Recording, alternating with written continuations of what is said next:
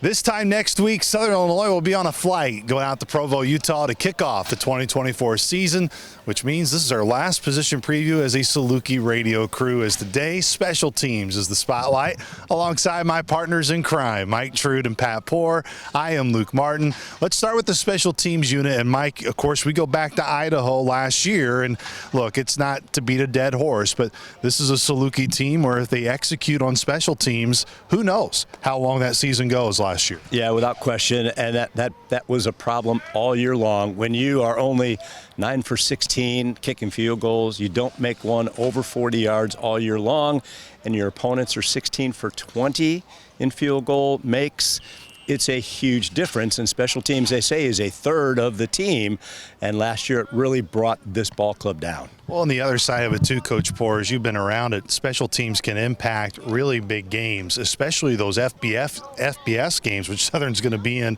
next week. And it's not just the kicking game; it's being an impact in the return game as well. Yeah, it's the whole special teams package is an integral part of winning those type of games from the standpoint of the hidden yardage and flipping field position, and ending every offensive possession with a kick. Whether that be an extra point, a field goal, or a punt.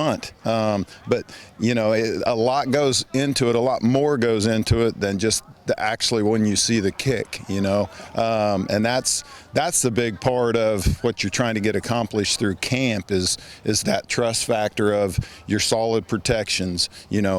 Snap, hold to kick times, and really just from a field goal standpoint is the trust factor. Let's start with the return aspect here, Mike Trude. You look at Montana last year, that was a big reason why they kept going. Junior Bergen over 400 yards in just his punt returns last year.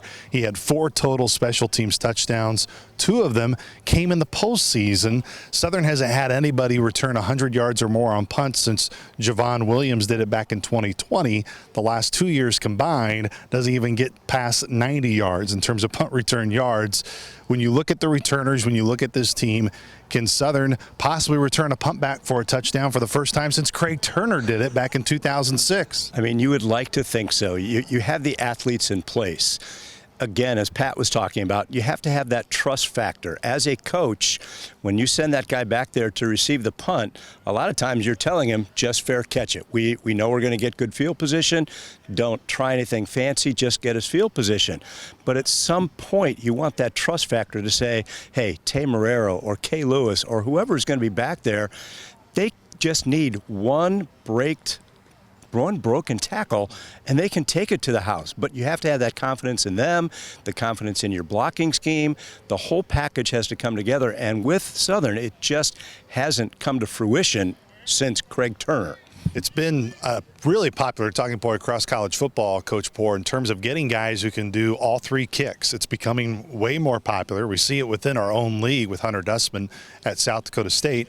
Now you look here, Southern's got 2 guys who are really good in all 3 categories. You got Chase Reeves and Paul Geelan, who have done a really good job in fall camp competing at all 3 of those spots. Yeah, that can be a really advantageous situation when you start looking at roster sizes and roster spots, as far as traveling to games, are you going to carry, are you going to take 3 kickers, or 2 punters, 2 kickers, 2 long snappers. And so when you have that diversity in a guy, it's a really a good thing. And obviously, alluding to what Mike was talking about too, it's your philosophy. Are you going to be an aggressive return team? Are you going to be a block kick type team, and some of that go, and then once you have a philosophy, then you kind of got to live with that. And it's not, it's just like returners.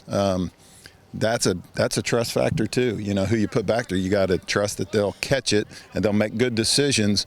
You mentioned, Mike, how Southern didn't make a field goal over 40 yards last year. Of course, the game winner, or would have been game winner at Idaho, was 41 yards. You look at Paul, he didn't miss a kick last year over 40 yards. We've seen his leg showcased a lot in fall camp. It's one that's really improved throughout camp, and I think everybody behind us here in practice has all the confidence in Paul. Yeah, it's been fun to watch the progression, and as we came in early in camp, you could see that he had a couple of different styles depending on how far the kick was from, and I think he has adjusted to Saluki Stadium's winds and all that goes with that, and the last couple of days I don't think he's missed a kick. He's been spot on. There has to be a huge confidence factor with Coach Hill going. Last year it was anything under 30 we can probably have a pretty good shot at making, but anything 35 and back, it's a gamble, and that's field position. So what do we do? I think this year the confidence factor is we've got a guy in Paul who can bust one anywhere from 40 to 50 with more regularity than we've had in a long time. Coach Poor, we'll go to our Saluki radio coach for this last question.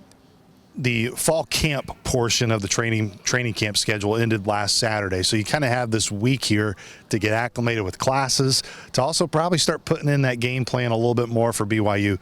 Just for our fans, how important is this time right now for these guys to take advantage of these days before you ultimately start your typical routine of what will be a game week next week? Oh, it's huge because you have some time in there with classes starting, and your schedule does change a little bit, but the time spent in the film room, the time spent in meetings, time as an individual player, just looking at opponent, who you're going to be playing against, is a big deal, because obviously first games and not common opponents are a little bit different, and I think a lot of it too is just that juice is there that, hey, it's game one, it's a season opener, it's another season, and usually players and coaches are really hungry to put a good plan together, steal a day, like a Sunday afternoon walkthrough type thing, just to get that advantage, get that leg up that, hey, we really have a good beat on what we think we're going to see, and, and then obviously have that week to, put your plan in place and situations and check all your boxes as far as 2 minute and 4 minute and coming out and, all those game situations that you can't anticipate. Offense, defense, special teams, all the previews are done, which means next week all of us we'll be previewing a football game. We'll be previewing the BYU Cougars, the first game of the year, as Southern takes on another FBS opponent, as they will try to go for 3 straight wins over the FBS, and it'll be their program's first ever win against a team from the Big 12. We'll talk to you next week, Saluki Nation. For my partners, Mike Trude and Pat Poor, I am Luke Martin. Go Dogs.